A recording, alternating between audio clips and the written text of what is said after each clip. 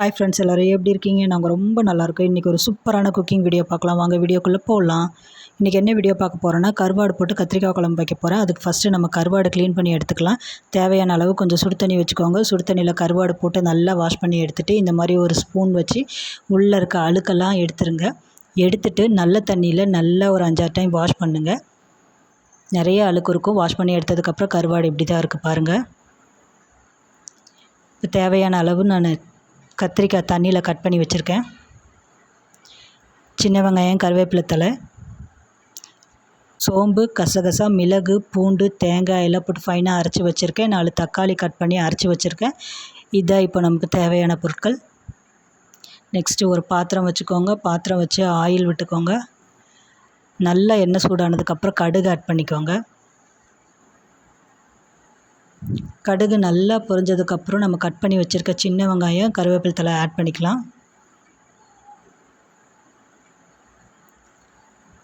நல்லா வதக்கி விடுங்க. வெங்காயம் வதங்கும் போதே தேவையான அளவு நம்ம கல்லுப்பு ஆட் பண்ணிக்கலாம். இதையும் நல்லா வதக்கி விடுங்க. நல்லா வதங்கினதுக்கப்புறம் கட் பண்ணி வச்சுருக்க கத்திரிக்காய் ஆட் பண்ணிக்கலாம். கத்திரிக்காய் நல்லா எண்ணெயிலேயே கொஞ்சம் வதங்கணும், அப்போ தான் ரொம்ப நல்லாயிருக்கும்.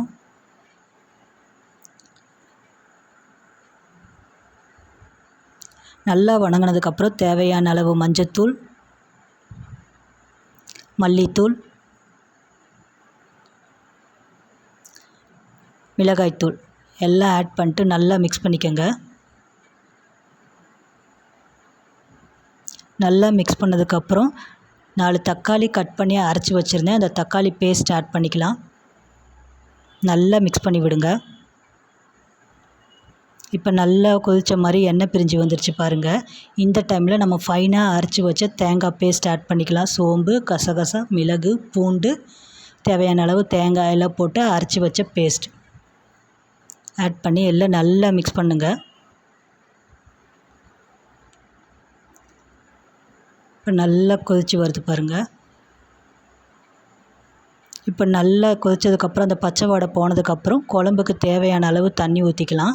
இப்போ நம்ம நல்லா க்ளீன் பண்ணி வச்ச கருவாடை ஆட் பண்ணிக்கலாம். கருவாடை ஆட் பண்ணிட்டு நல்லா மிக்ஸ் பண்ணிக்கோங்க. நல்லா மிக்ஸ் பண்ணிட்டு கொஞ்ச நேரம் மூடி போட்டு க்ளோஸ் பண்ணிடுங்க. இப்போ ஓப்பன் பண்ணி பார்த்ததுக்கப்புறம் குழம்பு பாருங்கள் எப்படி இருக்குன்னு. சைட்லலாம் எண்ணெய் பிரிஞ்சு வந்துருச்சு.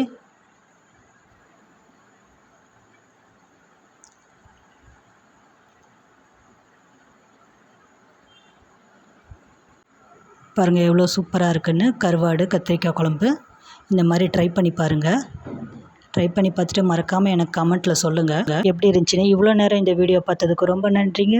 இந்த வீடியோ பிடிச்சிருந்தா மறக்காமல் லைக் பண்ணுங்கள், ஷேர் பண்ணுங்கள், அப்படியே சப்ஸ்கிரைப் பண்ணிக்கோங்க. தேங்க்ஸ் ஃபார் வாட்சிங்.